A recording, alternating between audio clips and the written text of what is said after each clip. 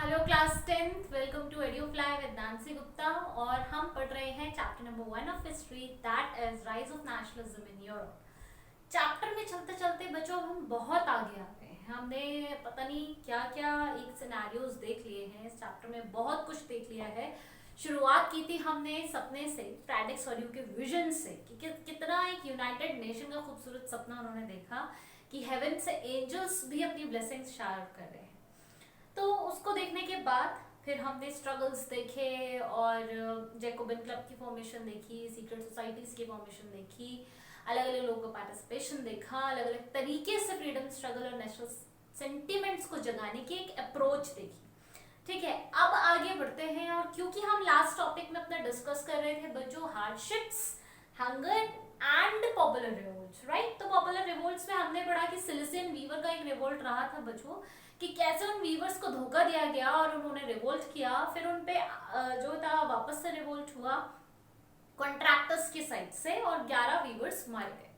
तो रिवोल्ट सिर्फ वीवर की साइड पर नहीं हुआ था, रिवोल्ट इधर भी चल रहा था। किधर चल रहा था? लिबरल रेवोल्यूशंस हो रहे थे बच्चों, revolutions of the nations of the liberals of in 1848। ये वही टाइम है जब हम लोग का चल रहा है हार्डशिप, इकोनॉमिक क्राइसिस, हंगर। ठीक है, अब सबसे पहले अगर हम बात करें लिबरल्स में, तो कौन लोग लिबरल्स थे? ये बच्चों को कंफ्यूजन रहता है एकदम बोर्ड एग्जामिनेशन वाले दिन भी। कई बच्चे बोर्ड एग्जाम के बाद ये आते हैं, जब डिस्कस करते हैं तो गलत मिलता है उनका आंसर। देखो बच्चे कहाँ कंफ्यूज होते हैं, बच्चे कंफ्यूज हो जाते हैं रेवोल्यूशनरीज कौन थे, बच्चे कंफ्यूज हो जाते हैं लिबरल्स कौन थे और कॉन्जर्वेटिव्स कौन थे। तो क्वेश्चन टारगेट पर्सनालिटी को ना पूछ के कॉमन वर्ड छोड़ देता है कई बार, जैसे लिबरल बोल दिया, रेवोल्यूशनरी छोड़ दिया, कंजर्वेटिव छोड़ दिया। ठीक है, तो यहाँ पे बच्चे कंफ्यूज होते हैं बच्चों।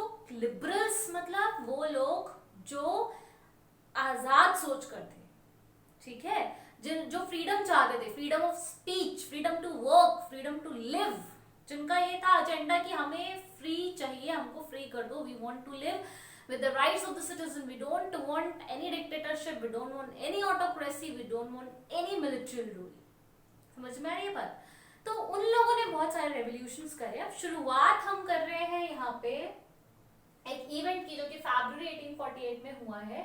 It brought abdication of monarch. ठीक है, ये एक इवेंट हुआ, लोगों ने जो था सड़क पे आ गए और रिवोल्ट कर दिया कि अब हम ये सब नहीं और चलने देंगे भाई, अब हमें मोनार्क नहीं चाहिए, अब हमें किंग नहीं चाहिए, we want our parliament, we want our assembly. क्यों चाहिए? अच्छा, आपने कभी सोचा हिस्ट्री में ये एक इतना बड़ा संघर्ष कि एक पार्लियामेंट बना दो, एक रिप्रेजेंटेटिव बना दो, इलेक्शंस कर दो, क्यों होता है?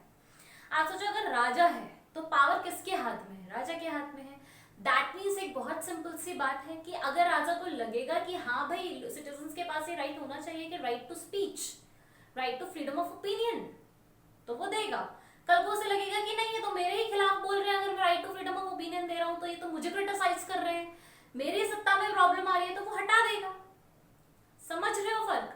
यही अगर पार्लियामेंट है और आपने एक संविधान बना दिया, एक कॉन्स्टिट्यूशन बना दिया, एक रूल बुक जिसके बेसिस पर पार्लियामेंट चल रहा है, तो पार्लियामेंट कॉन्स्टिट्यूशन नहीं बदल सकता, चाहे वो इलेक्शन हार जाए या वो इलेक्शन जीत जाए। That is why people are struggling so hard for all these things.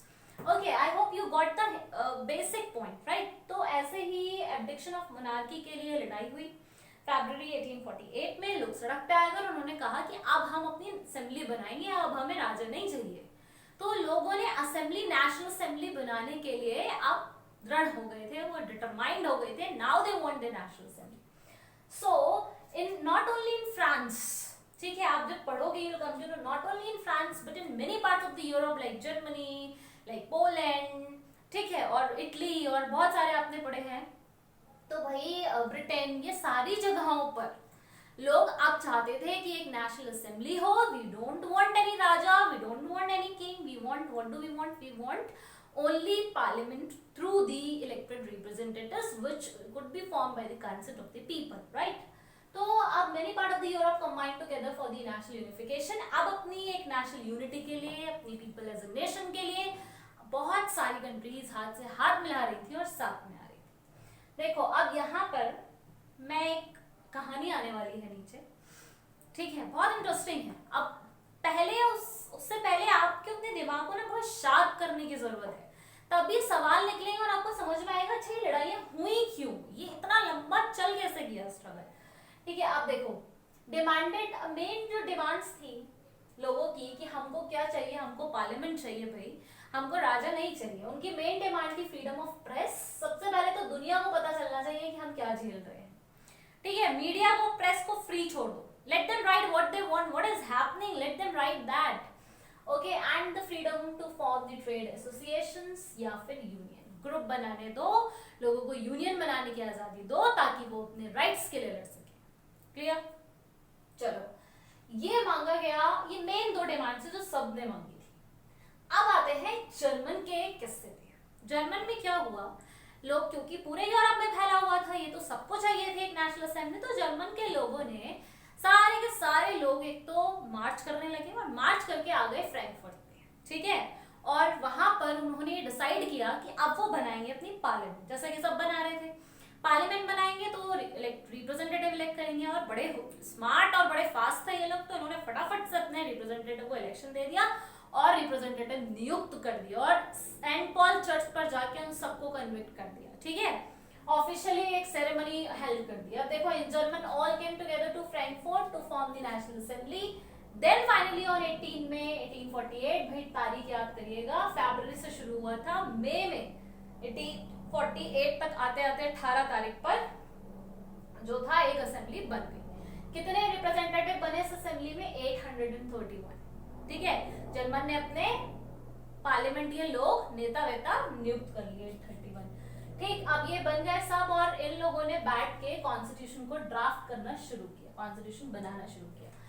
अब एक यहाँ पे बहुत बढ़िया बात थी, अगर मैंने एक कॉन्स्टिट्यूशन बना लिया, ठीक है, और पहले मेरा कोई राजा था, तो इनकी इंसानियत देखिए, उन्होंने राजा को उठा के नहीं फेंका कि तुम जाओ यहाँ से, जैसा कि राजा लोगों के साथ कर रहा था कि मैं अपने मर्जी की ही करूंगा, चाहे तुम्हें पसंद हो या नहीं हो। पर लोग ऐसे नहीं थे, लोग चाहते थे कि सही चीजें हो, लेकिन उन्होंने राजा को फेंका नहीं, मारा नहीं, जेल नहीं किया।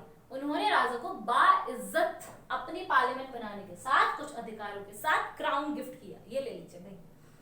ठीक है, अब राजा यहाँ पर जो राजा थे, that is William king fourth.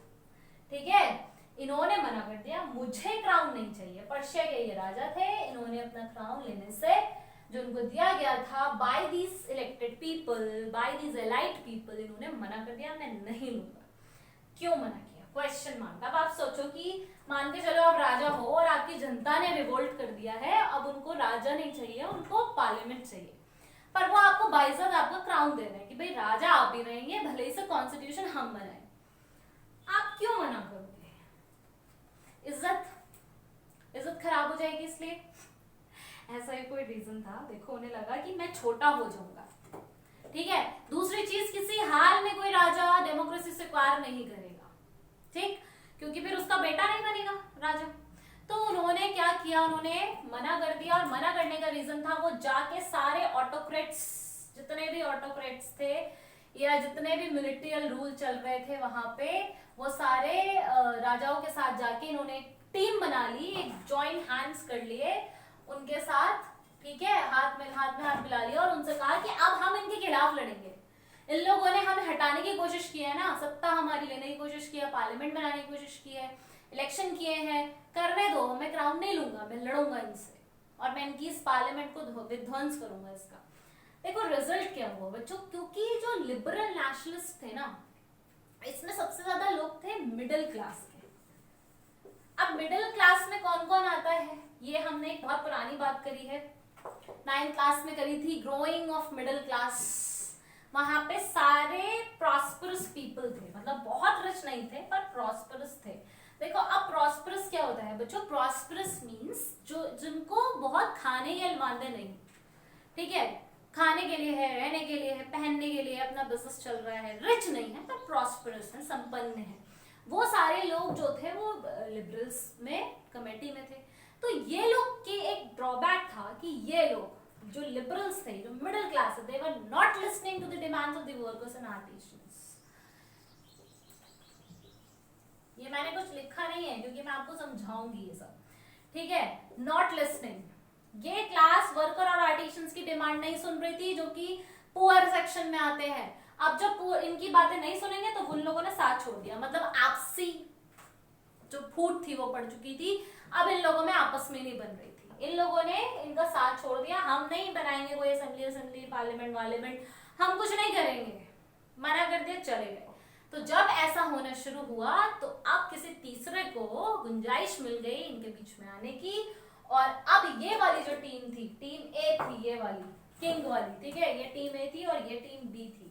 तो ये टीम ए ने यहाँ पे अब अटैक करने शुरू किए, और अब वो टाइम था कि फिर से पूरा का पूरा, क्योंकि ये कमजोर हो गए थे, ये वीक हो गए थे इनके जाने से और आपसी फूट पड़ने से, तो जो राजा वाली टीम थी सारे देशों की, अब वो आसानी से जो भी कॉन्स्टिट्यूशन बना, जो भी पब्लिक असेंबली बनी, जो भी इलेक्टेड रिप्रेजेंटेटिव बने, सबको उसने डिसबैंड कर दिया, सबको हटा दिया बहुत आसानी से।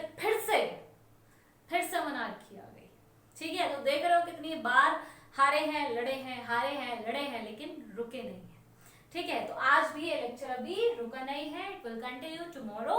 तो हम कल आगे पढ़ेंगे, तब तक आप इसकी एनसीईआरटी रीडिंग बच्चों कर लीजिए, because it is very important. मैंने आज फोकस किया है कि मैं आपको कंटेंट समझा दूं, आज मैं आपको लिख के ना दूं ज्यादा, ठीक है। तो आज इसको पढ़ लीजिए अपने एनसीईआरटी में से। कोई भी प्रॉब्लम है, कोई भी लाइन कम अगर आपको इशू है, ट्रबल क्रिएट करती है, just pen down that line in the comment section, I will definitely come in the live session to explain it. Okay, all the very best, stay happy, stay healthy.